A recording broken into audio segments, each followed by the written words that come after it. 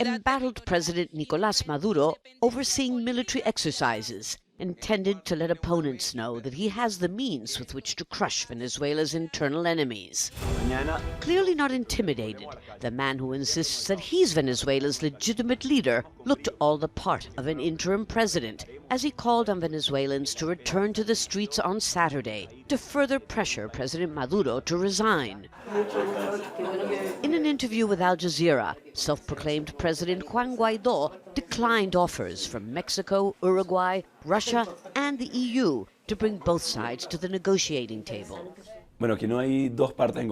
Here there are not two conflicting sides, but what we have is an entire country that wants change, and a very tiny group that sustains itself with weapons, stolen from the Republic, and with constant threats against the same army that sustains them, and a citizenship that is massacre. I understand the very good intentions of Mexico and Uruguay, and I understand the ultimatum the European Union has given Maduro. The opposition has been willing to negotiate. We tried everything. We have voted, we have abstained, we've gone on hunger strikes, we have protested, and they have killed us. Washington says that all options are on the table.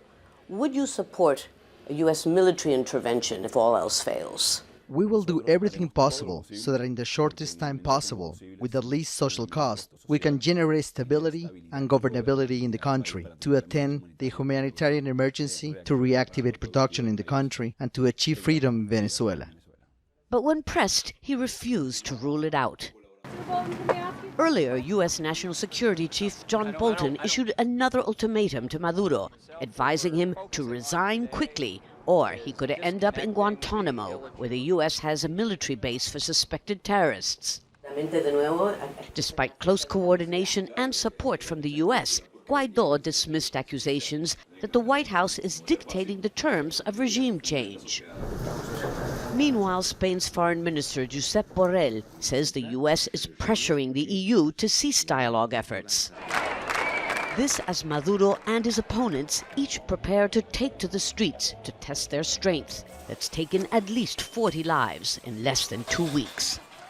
Lucia, Newman, Al Jazeera, Caracas.